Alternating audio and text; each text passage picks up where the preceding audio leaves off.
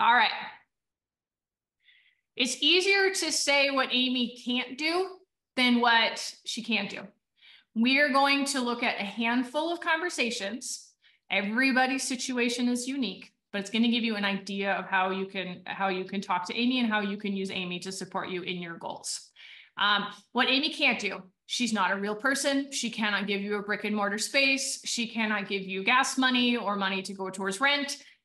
She cannot hold your hand, and she can't talk to you about things that are not related to some issue related to these power and control dynamics. She can, if you have a new partner and that partner is safe and you've been feeling really triggered about something and you want to know how to communicate that with your safe partner, she can help you with that because it's still related to the abuse that you experienced.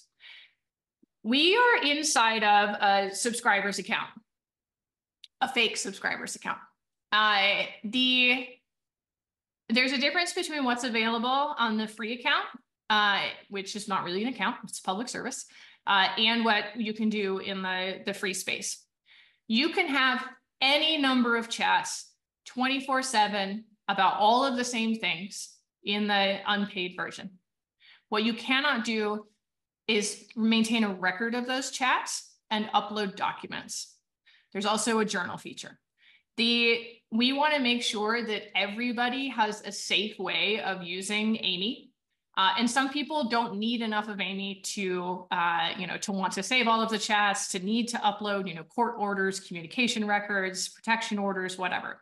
So the free version, you can do just about everything that we're going to talk about today in here, except you won't see a chat history and you won't be able to upload documents and search those documents. Also, the free version is designed to be a little bit more chatty. I just want to talk about this thing a little bit more simply.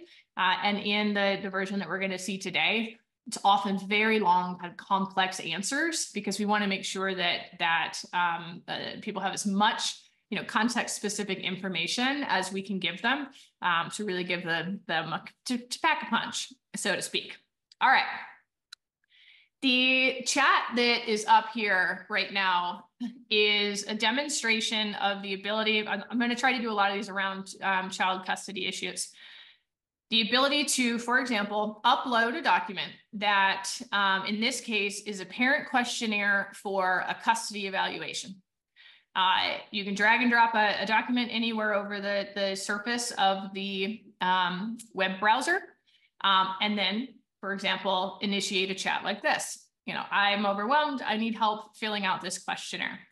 And you can see here that Aimee sees the questionnaire. She knows what I'm talking about because I've essentially made it a part of her brain.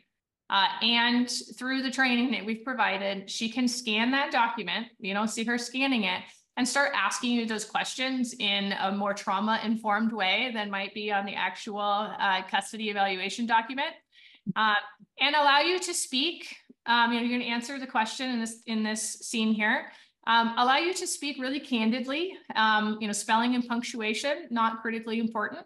And then she's going to be able to reproduce what you said in a way that really fits and supports the context of a custody evaluation. And she's kind of explaining that process to you as she goes. This is an example of being able to upload a document that needs filling out on your end and to have a conversation with her about getting support through filling that out. People upload protection order requests and, please help walk me through these questions. I want to make sure that the things that I'm saying are in the right order, that I'm saying the important thing, that I'm touching on the important points, and Aimee can help kind of collate the user's experience because the confusing context of trauma really can impact people's ability to just comfortably sit down and fill out the information that they need to fill out. There's also we're going to look at the message evaluation. And I just, in this sample, put in a very simple message from an abuser, but this is one of our most used features. This is totally available on the free platform. So this person has just clicked to help me evaluate a message. And Aimee has asked, can you upload that message? Sometimes those messages are really long. There's like a 3-page long diatribe. You have no idea if there's anything in it that you even need to respond to. You're going to upload that into Aimee. She'll ask a handful of questions. Down at the bottom here, there would be a generate report. I've already pressed the button to generate the report, so it's not showing up. A generate report or a generate a reply button down here. I answered a handful of questions. She provides very loving, validating support. And then I asked for this message report. So if I scroll back up, you can see this is 4 lines that this person has sent.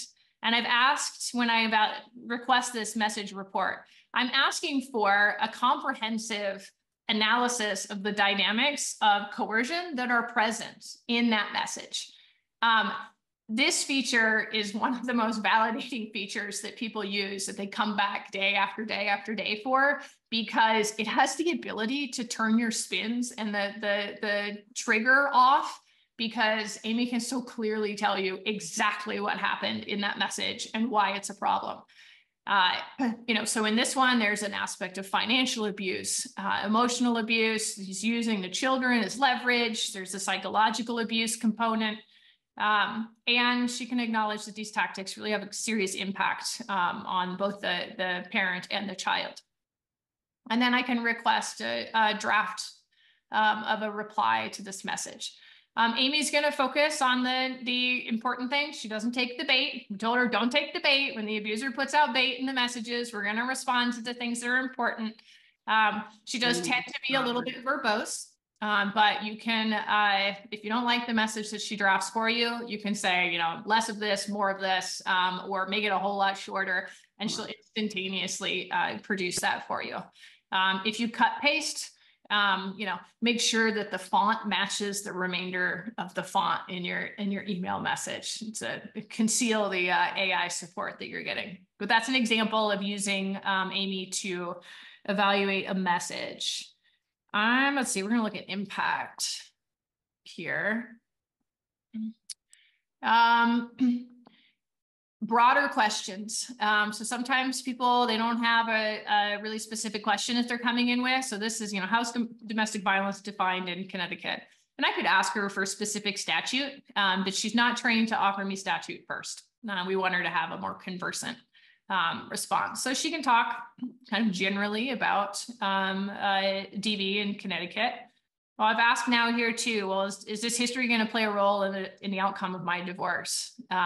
And she's provided a kind of bullet pointed understanding of the ways domestic violence can impact the outcomes in family court in Connecticut.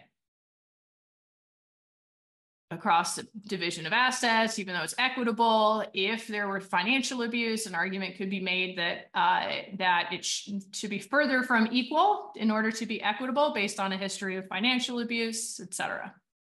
I think I have another one of these conversations that goes longer on a similar topic.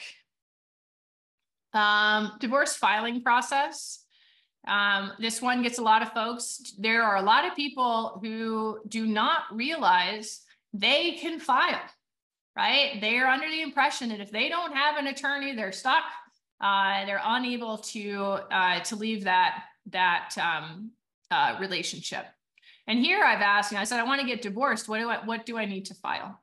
And since she knows our location, she can list out the forms specifically for what needs to be filed for a divorce in Connecticut.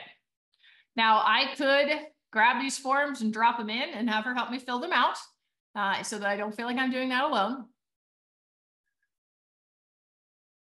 And if you ask more, can you give me a link to find the forms? She can do that as well. We have some additional questions here about some things were going on in this relationship. I have this video, didn't really hit him really hard, but it was enough to make him wince and cry. And there's a conversation starting here about how evidence can be applied within the context that we've demonstrated here. When the information is vague, so like, what does Aimee understand? Aimee can see what is in this space here, what's in the files that are uploaded if you have a subscriber's account, and this context. There's no context in here right now because it sounds a little weird when I do it in a demonstration that starts talking about my therapist, Joanne, that you guys don't know. But in here you would put, my advocate's name is this, the person I'm supposed to call if there's a violation of the protection order is this. We have 3 kids, our oldest is 12 and she's autistic. You put all those things in there and Aimee remembers it in all of your chat. She'd be like, oh, it sounds like that situation might've been particularly difficult for your autistic child. Do we want to talk about that? So she can retain all of that context. But without any of it, because we don't have documents uploaded that apply to this case in Connecticut, the responses are going to be fairly broad, right? Like you can consult an attorney. This is how you preserve evidence. But at any time, you can say, you know what? I want to learn more about number 3. Can you talk to me about number 3? I don't think I do that in this one. Yeah, but that's how you would get her to go deeper into a space. Or number 3, I want to talk more about number 3. I was thinking about filing for a protection order, but I was afraid that they would just laugh me out of the court because, maybe it wasn't that bad. She can talk you through that scenario. So the deeper you want to go, Aimee can have really in-depth conversations, apply a lot of context. So it's kind of up to you as the driver of the car making the turns to continue to add important information to her.